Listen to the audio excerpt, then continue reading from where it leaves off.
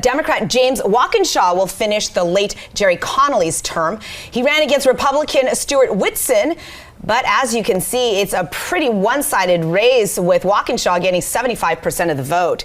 It was a race that voters say that they were closely watching, some concerns including the massive cuts to the federal workforce, abortion rights, and transgender policies. I am fed up. There's too much contradiction, talking about cutting back and yet building a ballroom at the White House. So right to life is an important issue. I think the trans issue is a concern here in Fairfax.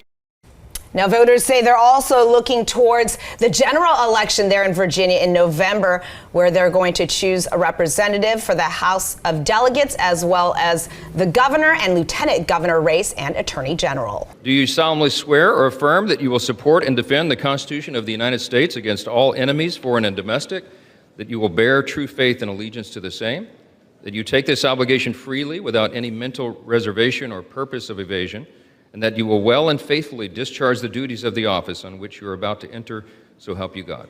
I do. Congratulations. You're now a member of the 119th Congress. In every election since Trump took office, Democrats are outperforming expectations. Voters are deeply unhappy with Trump and the Republicans and how they are running this country. The latest example was the congressional special election in Virginia. It was the 11th district. James Walkinshaw won by 75% to 25%, a 50-point margin in a district that Harris won by just 34 points.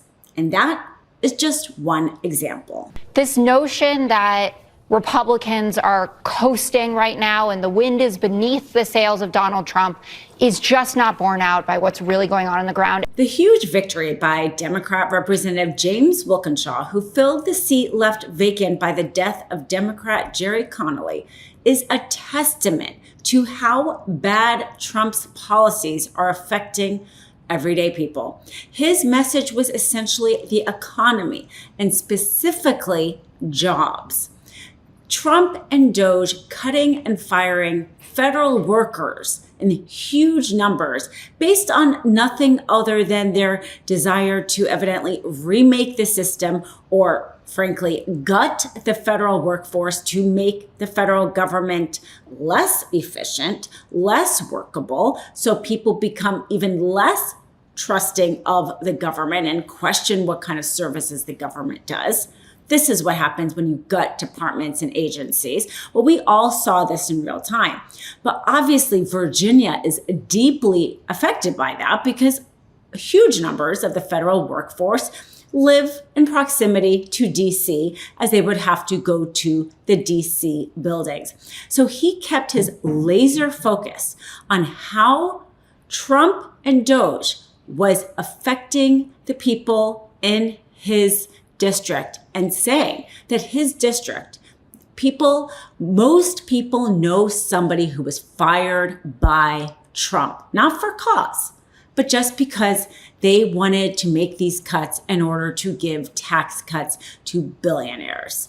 But in addition, he made the point that Virginia is just a microcosm and that the effects of Trump's policies, not only by cutting the federal workforce, because people also live throughout the country and work for the federal government, but also the tariffs, these horrible job he's doing in our economy in general, that we will all know somebody who either can't afford their groceries, who was fired, who was laid off, who won't get that raise because of what Trump is doing. The fact that his messaging wasn't about whether or not Trump or MAGA are good people. His messaging was around the economy. And he outperformed to such an extent to win by 50 points rather than 34 points when Harris won. Shows how badly Trump and MAGA and the Republicans are on the issues that everyday Americans care about.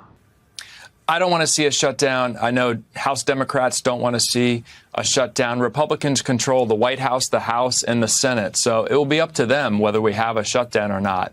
If they need Democratic votes either in the House or the Senate, they're going to have to take a truly bipartisan approach.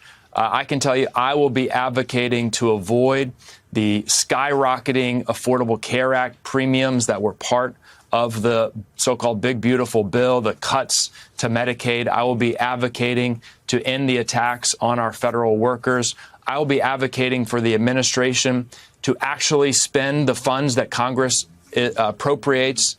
I don't know what it means to pass appropriations bills if the executive branch illegally, in my view, just decides that they're not going to spend those funds and implement those programs. But we'll have to have a real bipartisan conversation and negotiation if they're going to need Democratic support to keep the government open. Of course, it's not just the Virginia special election where we're seeing Democrats win. We just saw Iowa, a state senator win, which basically took away the Republicans' supermajority there, making it that much harder for Republicans to take action without considering how it might affect all Iowans. And we also saw what happened in Wisconsin with the state Supreme Court race there and the Democrat winning resoundingly, especially after Elon Musk tried to campaign against her. The fact is, Democrats are winning again and again, and every opportunity that voters have to come out and vote because of the poor job Trump and MAGA and Elon Musk and Doge and all of them are doing. So what do we see happen instead? They try to gerrymander. We see Texas, Governor Abbott, now we're seeing Missouri do it because they've realized their policies will make them lose at the midterms. The problem is when they go to attempt to gerrymander, the way they do it is by taking Republican voters from a very red district and adding it to a bluer district in order to create more red districts. But if you've already gerrymandered your state so much, which Texas has done and Missouri has done, there's not a lot of districts you can take voters from. The Texas redistricting may very well backfire because when they did that, they assumed that the Latino voters who voted for Trump in 2024 were reliable Republican voters, and they assumed that they would vote Republican in 2026, despite so much polling since 2024 that shows Trump's support among Latinos cratering. They are upset not only with the way he's disappearing people off the streets, the racial profiling in LA that now the Supreme Court is allowing, but also, frankly, just on the economy. That was evidently the biggest issue that helped sway voters toward Trump. They believed his lies about caring about the, taxes on tips and all the things he tried to say as if he cared about working Americans. Now they see that he doesn't care. This big, awful bill being example number one. They saw him take away health care and instead give tax cut to the ultra rich. And so his support is cratering among Republicans, and polling is showing that Latinos don't support Republicans in the midterms. So Texas may have not been as strategic as they thought when they tried to gerrymander that state. In Virginia, we are on the leading edge of President Trump's economy.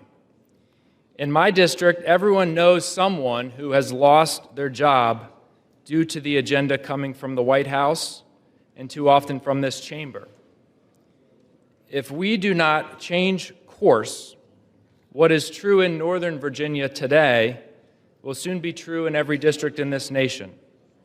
Families everywhere will know someone who has lost their job because of the Doge cuts, the tariffs, the budget bill, or our failure to address the rising costs on everything from groceries to rent to prescription drugs. But this week, Mr. Speaker, the people of Virginia sent a clear message. They want pragmatic solutions. They want a government that works for everyone. They want us to tackle the high cost of living, housing, and health care, to confront climate change, to honor the public servants, our federal employees who keep our government running. Thanks for watching. Be sure to add the MeidasTouch podcast on Apple Podcasts, Spotify, or wherever you get your podcasts for new updates every single day.